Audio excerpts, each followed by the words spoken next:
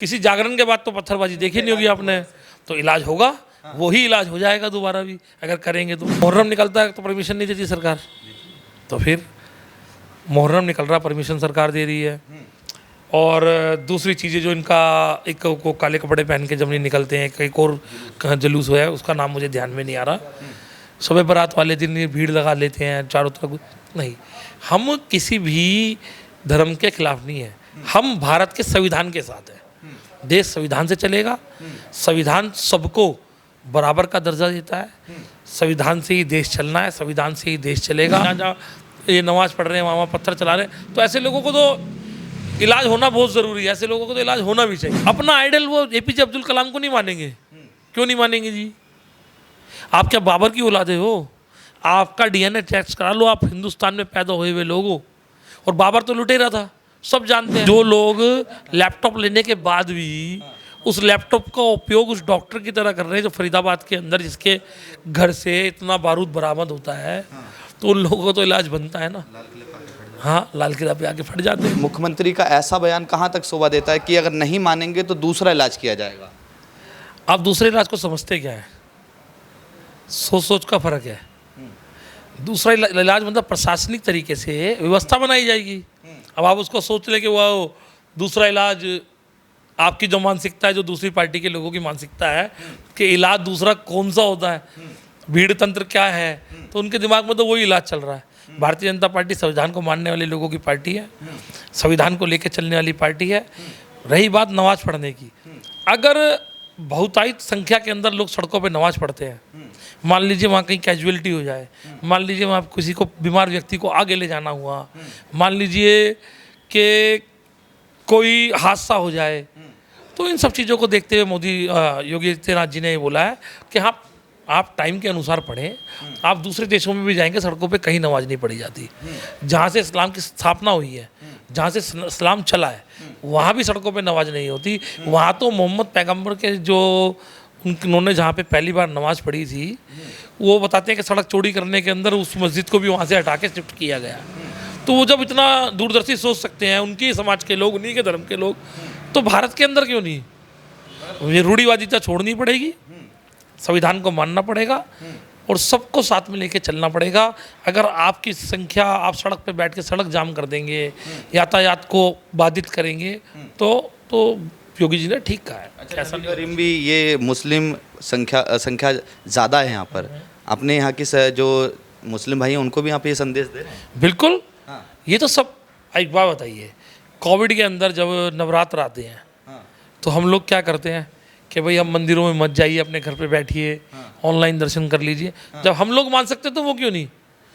धर्म तो हमें जीना सिखाता है कि हम किस प्रकार जिए, किस प्रकार रहें। तो जब ऐसी चीज़ें आए तो संशोधन भी करना बहुत ज़रूरी है। या तो ये तो कि ये कंपलसरी हो कि भाई हमें, हमारे इसमें लिखा हुआ है कि हमें सड़क पे ही नमाज़ पढ़नी है, एक ही जगह पे नमाज़ पढ़नी है। इतनी सारी मस्जिदें हैं, डिवाइड हों, सब मस्जिदों में जाएं, सब में रौनक बनाए ना। स्पेशली एक स्थान पे जाकर भीड़ तंत्र करना, सड़क बंद करना, लोगों को बाधित करना यातायात को, वो ठीक नहीं है। मेरा मानना है कि हमारे जो मुस्लिम भाई हैं उनको भी ये चीज़ समझनी चाहिए कि वो और अन्य मस्जिदों में जाके नमाज पढ़े उस दिन। मगर आपके जो मुख्यमंत्री हैं योगी आदित्यनाथ यूपी के, वो कह रहे हैं कि नमाज पढ़ने के बाद, रोडों पे नमाज, जनसंख्या मतलब ज़्यादा करने के बाद उर्दम मचाते हैं, पत्थरबाजी करते हैं। बरेली में देखने को मिला, मेरठ में देखने को मिला, वो तमाम ऐसी बातें कर रहे हैं। तो आप खुद ही बोल रहे हैं देखने को मिला। तो वो ठीक कह रहे हैं, इसका मतलब आपने खुद ही बोला ना कि देखने को मिला पत्थरबाजी। नमाज, किसी जागरण के बाद तो पत्थरबाजी देखी नहीं होगी आपने, तो इलाज होगा, वही इलाज हो जाएगा दोबारा भी अगर करेंगे तो। देखिए, आपने जागरण की बात भी की थी, एक समाजवादी नेता ने बोला कि जागरण वगैरह भी बंद होने चाहिए। क्या आपने किसी जागरण के बाहर बाद में होने के बाद कहीं पथराव देखा? क्या आपने किसी शोभा यात्रा निकल रही है, महाशिवरात्रि या जन्माष्टमी का कोई कार्यक्रम हो रहा है, या रामनवमी का कार्यक्रम हो रहा है, या कावड़ का कार्यक्रम, इतना विशाल कार्यक्रम, क्या आपने कहीं देखा कि कहीं हिंसा हो रही हो, कोई पत्थर चला रहा हो, सरकारी संपत्तियों का नुकसान कर रहा हो? नहीं। अगर हुई भी होगी तो कोई, मैं कह रहा हूँ 99.9% तो होती ही नहीं है। 1% भी तो निकलता तो किसी और का। पर नमाज के बाद ही पत्थरबाजी क्यों? ये एक सोचने का विषय है, मानसिकता का विषय है, जो ये जो लोग जो रूढ़िवादी लोग हैं ये उन लोगों का काम है। इसलिए योगी जी शायद इस बात को ले रहे हैं कि इस चीज़ को आप, उन्होंने नमाज पढ़ने से मना नहीं करा किसी को, उन्होंने नमाज पढ़ो ना, टाइम टेबल के हिसाब से पढ़ो, सभी मस्जिदों में पढ़ो, एक ही स्थान पे शिफ्ट लगा लो, एक ही स्थान पे नहीं पढ़ना।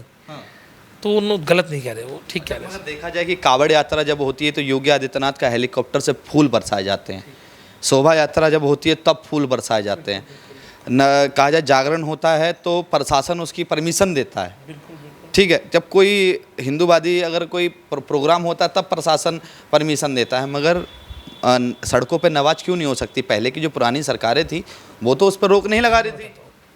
मुहर्रम निकलता है तो परमिशन नहीं देती सरकार, तो फिर मुहर्रम निकल रहा परमिशन सरकार दे रही है।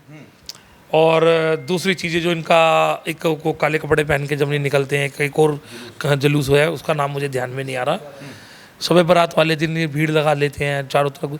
नहीं, हम किसी भी धर्म के खिलाफ नहीं है, हम भारत के संविधान के साथ हैं।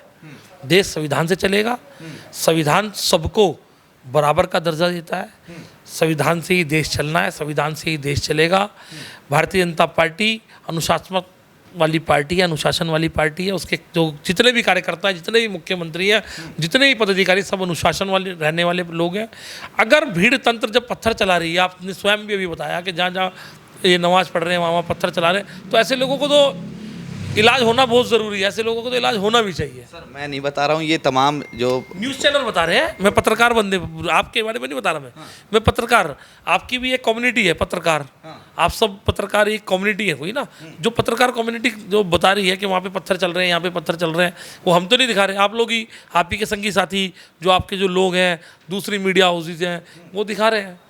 मगर देखा जाए कि कहीं ना कहीं कुछ एआईएम के पार्टी के प्रवक्ता हैं वारिस पठान, वो कह रहे हैं कि दूसरे इलाज में क्या हमें मारेंगे, क्या हमें मार डालेंगे, क्या ये देश मुसलमानों का नहीं है? मैं वारिस पठान जी से पूछना चाहता हूँ कि आपका जो नाम वारिस पठान है ना, वो लोगों ने जब जाना जब आप भारतीय टीम के साथ खेले, यूसुफ पठान को जब जाना लोगों ने जब वो भारतीय टीम के लिए खेले, भारत में रहने वाले मुसलमानों को जितना एप्रिशिएट भारत में मिला है, भारत की सरकार में मिला है, वो कहीं नहीं मिला।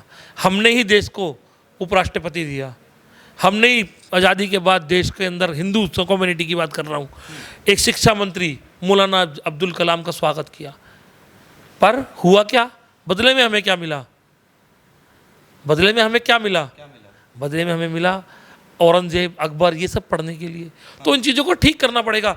गोविंद सिंह जी को पढ़ाते, भाई मतीदास को पढ़ाते, महाराणा प्रताप को पढ़ाते, शिवाजी को पढ़ाते, और पढ़ाना भी चाहिए। हमेशा बाहर से लोग आए, उन्होंने विकास किया। अरे हम तो जब कोई कहते हैं ना कि भारत के अंदर तो साफ सफेदे वाला देश है, अरे जब लोगों को किसी चीज़ के बारे में पता नहीं था तब हम सोने से व्यापार किया करते थे, हमारे यहाँ अन्न के भंडार हुआ करते थे, भारत को सोने की चिड़िया कहा जाता था। आज भी हम अपना पतरा खोल के अगर बैठ जाएंगे और दिखाएंगे तो हम बता देंगे सूर्य ग्रहण कब होगा। हमारा तो धर्म ही वैज्ञानिक धर्म है। मगर देखा जाए कि कहीं ना कहीं आपने अभी जब मुगलों की बात करी है तो मुसलमानों की तुलना योगी आदित्यनाथ कहते हैं कि चाहने वाले कौन है ये औरंगजेब की औलाद, किसको चाह रहे हैं? ये ऐसे ऐसे भाषा का प्रयोग करते हैं, मुसलमानों की तुलना मुगल से की जा रही है। मुसलमान जो अपनी तुलना मुगलों से कर रहे हैं, उनके लिए योगी जी ठीक कह रहे हैं। जो बाबर के लड़ रहे हैं उनके लिए मोदी जी ठीक कह रहे हैं, योगी जी ठीक कह रहे हैं। पर अपना आइडल वो एपीजे अब्दुल कलाम को नहीं मानेंगे। क्यों नहीं मानेंगे जी? आप क्या बाबर की औलादे हो? आपका डीएनए टेस्ट करा लो, आप हिंदुस्तान में पैदा हुए हुए लोग हो। और बाबर तो लुटेरा था, सब जानते हैं। तो आपका कहने का मतलब है कि भारत में कोई मुसलमान था ही नहीं, सब हिंदू हैं, सब कन्वर्टेड हैं। सब कन्वर्ट मैं नहीं कह रहा, मैं नहीं कह रहा, ये तो तथ्य हैं कि भारत में जितना ही मुसलमान है, अधिकतर मुसलमान जो है वो सुन्नी मुसलमान है, जो सुनकर बना है, ये लोग कहते हैं। तो अगर जो सुन के मुसलमान बना है तो वो तो कन्वर्टेड ही हुआ है, या तलवार के जोर पे या प्रेशर में किसी भी। अच्छा, अभी योगी आदित्यनाथ पश्चिम बंगाल भी गए, वो कह रहे हैं कि यूपी में नो कर्फ्यू नो दंगा, सब यूपी में चंगा। ठीक है, और सरकार आई तो पंचल लगवाने का काम करेंगे। मुसलमानों को टारगेट नहीं करते योगी आदित्यनाथ। हमने किसी को पढ़ाई से रोका है?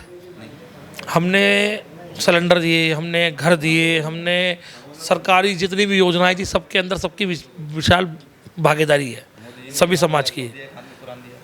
हाँ ठीक है, दिया, पर आप ये सोचिए कि जो लोग लैपटॉप लेने के बाद भी उस लैपटॉप का उपयोग उस डॉक्टर की तरह कर रहे हैं जो फरीदाबाद के अंदर, जिसके घर से इतना बारूद बरामद होता है, तो उन लोगों को तो इलाज बनता है ना।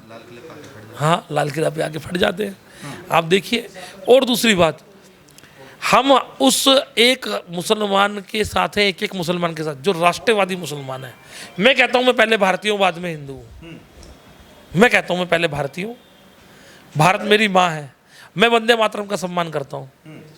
तो ऐसे मुसलमानों का हम भी सम्मान करते हैं, पर जो भारत माँ को गलत बोलेंगे, जो भारतीय संस्कृति के खिलाफ जाएंगे, जो देश को नुकसान पहुंचाने का काम करेंगे, जो देश में अराजकता फैलाने का काम करेंगे, जो देश में दंगा फैलाने का काम करेंगे, उनका तो इलाज निश्चित रूप से होना ही है, क्योंकि बाबा बिल्डोजर बाबा है। नहीं, बुलडोजर पर तो अब जंग लग गया है कि वो सुप्रीम कोर्ट ने जंग लगा दिया है, और अखिलेश यादव का कहना है कि हमारी सरकार आएगी तो ये बिल्डोजर कार्रवाई नहीं, संविधान की कार्रवाई चलेगी। तो बिल्डोजर कार्रवाई भी संविधान के निमित्त ही हो रही है। कोई ये तो नहीं है जबरदस्ती बिल्डोजर फोड़ के किसी का भी घर तोड़वा दे। क्या आप ये बताइए कि आपकी क्षेत्र के अंदर बाहर से लोग आए, घुसपैठी और डाल के बैठ जाएं, आप चाहोगे ना हटे? आपके बच्चों को जानने में परेशानी है, आपकी वाइफ को जानने में परेशानी, तो चीज़ों को शुद्ध करने में लगे हुए हम। जो विशुद्ध चीज़ें जो अखिलेश यादव जी जो टूटी भी निकाल के ले गए थे, उनसे देश का विकास के बारे में क्या सोचा जाएगा? नहीं, आप तमाम लोग, आप भाजपा के जितने नेता कह देते हैं कोई एक टोटी चोर हैं, एक बकरी चोर हैं, एक बिजली चोर हैं, ऐसे तंज मत कसी। एक सांसद हैं, एक मंत्री रह चुके हैं, एक मुख्यमंत्री रह चुके। देखिए, करा है ना उन्होंने। जो करेंगे वो पाया जाएगा, वो बोला जाएगा, उन्होंने करा है ये। और मीडिया नहीं दिखाया, जी न्यूज़, स्टार न्यूज़, NDTV, सबने दिखाया, बड़े बड़े मीडिया हाउस ने, कि टूटियाँ कहाँ चली गई।